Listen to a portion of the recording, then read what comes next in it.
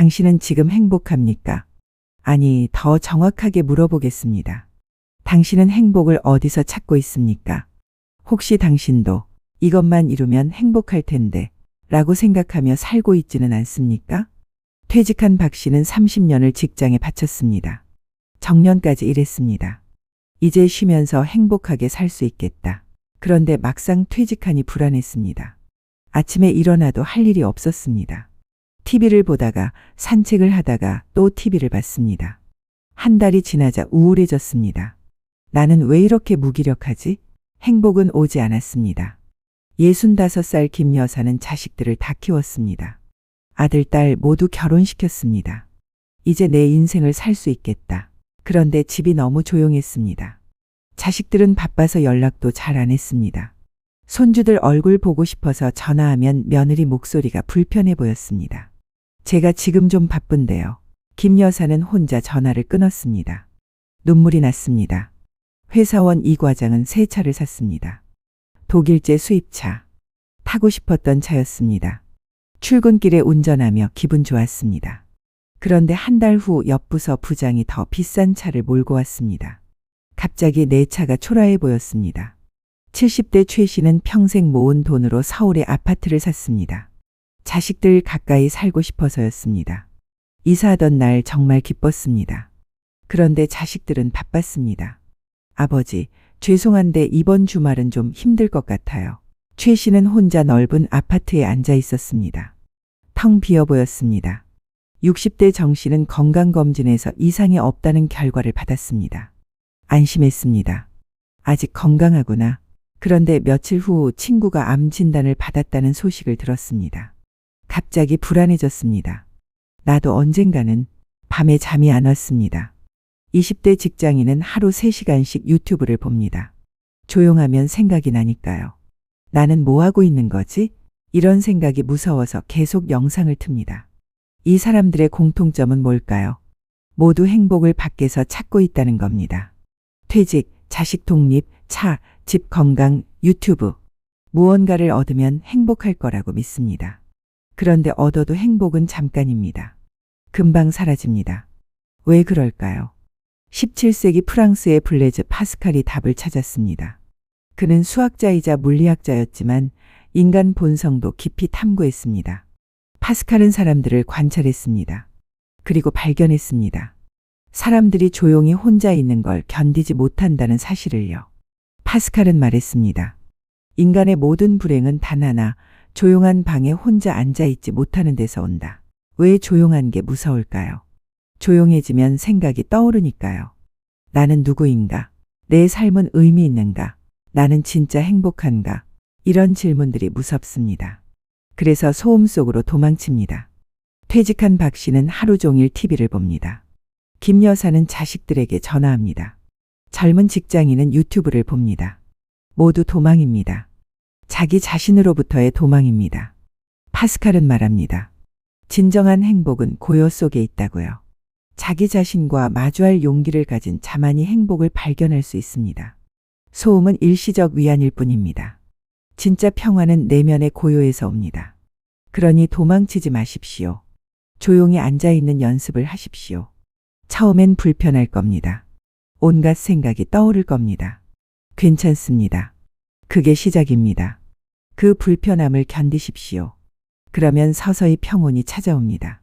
파스칼 자신도 이 진리를 몸소 체험한 사람이었습니다. 그는 평생 병약했습니다. 39살이라는 젊은 나이에 죽었습니다.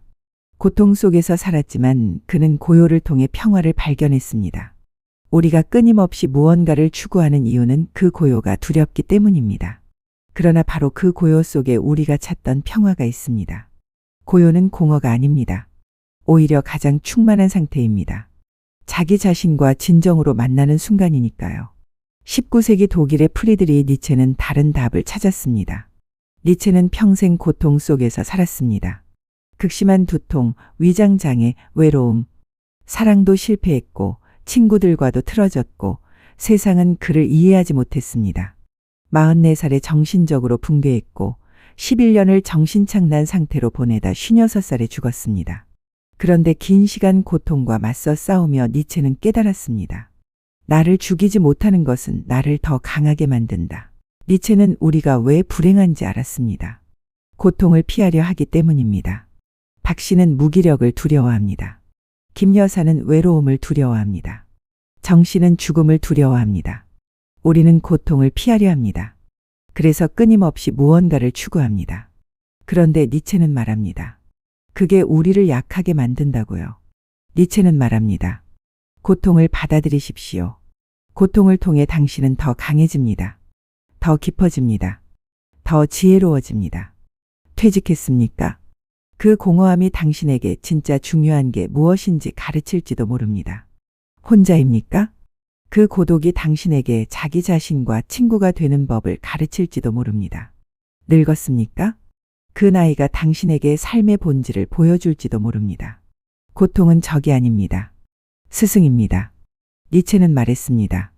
삶 전체를 긍정하라. 고통까지도 사랑하라. 이것은 고통을 미워하는 게 아닙니다. 고통을 삶의 일부로 받아들이는 겁니다. 니체는 자신의 질병을 저주하지 않았습니다. 오히려 그 질병이 자신을 더 깊은 철학자로 만들었다고 말했습니다. 그는 말했습니다. 나의 가장 큰 고통이 나의 가장 큰 선물이었다. 고통을 통해 우리는 성장합니다. 고통을 회피하는 삶은 얕은 삶입니다. 고통을 받아들이는 삶은 깊은 삶입니다. 니체에게 행복은 쾌락이 아니었습니다. 행복은 힘이었습니다. 고통 속에서도 서 있을 수 있는 힘, 절망 속에서도 의미를 찾을 수 있는 힘, 삶 전체를 긍정할 수 있는 힘. 그것이 진정한 행복이었습니다. 니체는 말했습니다. 기쁨은 고통보다 더 깊다. 깊은 슬픔을 겪은 사람만이 깊은 기쁨을 알 수 있습니다. 고통을 피하려는 사람은 얕은 행복만 경험합니다. 고통을 받아들이는 사람은 깊은 행복을 발견합니다. 기원전 6세기 인도의 부처는 또 다른 답을 찾았습니다. 부처는 왕자였습니다. 부유했습니다. 아름다운 아내도 있었고 아들도 있었습니다. 모든 게 있었습니다. 그런데 행복하지 않았습니다. 29살에 궁을 떠났습니다. 왜냐하면 깨달았기 때문입니다. 모든 것은 변한다는 사실을요. 젊음도 건강도 사랑도 재산도 모든 것은 일시적입니다. 부처는 우리가 왜 불행한지 알았습니다. 집착 때문입니다. 박 씨는 직장 정체성에 집착했습니다. 김 여사는 어머니 역할에 집착했습니다. 최 씨는 자식과의 관계에 집착했습니다. 정 씨는 건강에 집착했습니다. 우리는 붙잡으려 합니다. 영원히 가지려 합니다. 그런데 모든 것은 변합니다. 붙잡을 수 없습니다. 그래서 고통스럽습니다. 부처는 사성제 4가지 고귀한 진리를 가르쳤습니다. 첫째, 삶은 고통이다. 늙음도 고통, 병듦도 고통, 죽음도 고통, 사랑하는 사람과 헤어지는 것도 고통입니다. 둘째, 고통의 원인은 집착이다. 우리는 영원히 변하지 않는 것을 원합니다. 그런데 모든 것은 변합니다. 이 간극이 고통을 만듭니다. 셋째, 고통은 소멸될 수 있다. 집착을 놓으면 고통도 사라집니다. 넷째, 고통을 소멸하는 길이 있다. 팔정도를 따르는 것입니다. 부처는 말합니다. 놓으십시오. 집착을 내려놓으십시오. 직업적 성취도, 가족 구성원으로서의 역할도, 사람들이 부러워하는 비싼 차와 좋은 집도, 젊은 시절의 건강도 영원하지 않습니다.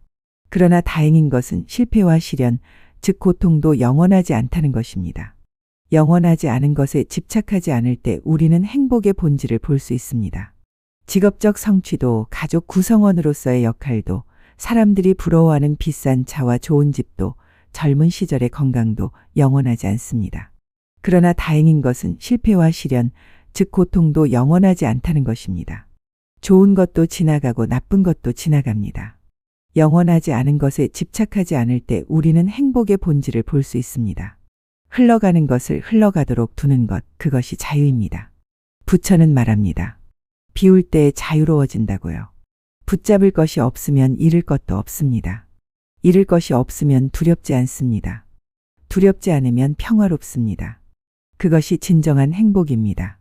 부처는 80살까지 살았습니다. 마지막 말은 이것이었습니다. 모든 것은 변합니다. 부지런히 정진하십시오. 변화를 받아들이고 집착을 놓고 지금 이 순간을 사는 것. 그것이 부처의 가르침이었습니다. 파스칼의 고요, 니체의 고통, 부처의 비움. 세 가지는 다르게 들립니다. 그런데 같은 이야기를 하고 있습니다. 행복은 밖에서 오는 게 아니라 안에서 온다는 것. 행복은 얻는 게 아니라 발견하는 것. 행복은 조건이 아니라 태도라는 것. 퇴직한 박 씨에게 필요한 건 새로운 일이 아닙니다. 고요 속에서 자기 자신을 발견하는 것입니다. 김 여사에게 필요한 건 자식의 관심이 아닙니다. 고독을 통해 자기 자신과 친구가 되는 것입니다. 최 씨에게 필요한 건 더 큰 집이 아닙니다. 집착을 놓고 자유로워지는 것입니다. 정 씨에게 필요한 건 영원한 건강이 아닙니다. 변화를 받아들이고 지금을 사는 것입니다. 그렇다면 우리는 어떻게 해야 할까요? 첫째, 멈추십시오. 조용한 시간을 가지십시오. TV 끄고 핸드폰 내려놓고 그냥 조용히 앉아 있으십시오. 처음엔 불편할 겁니다. 견디십시오. 도망치지 마십시오. 그것이 파스칼의 고요입니다. 둘째, 고통을 받아들이십시오. 이 고통이 나에게 무엇을 가르치려 하는가? 물어보십시오. 무기력?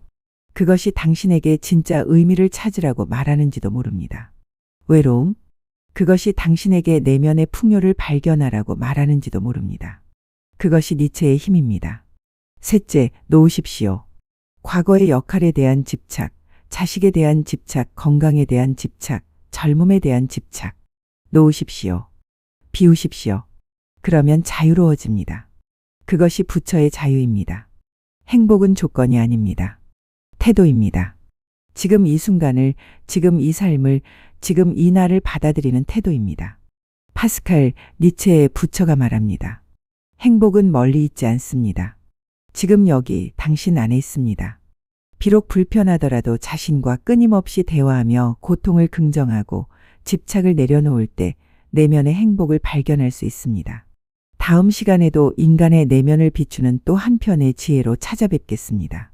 구독과 좋아요는 이 철학의 여정을 이어가는 큰 힘이 됩니다. 오늘도 시청해 주셔서 감사합니다. 당신의 마음의 고요와 평온이 찾아오는 밤 되시기 바랍니다.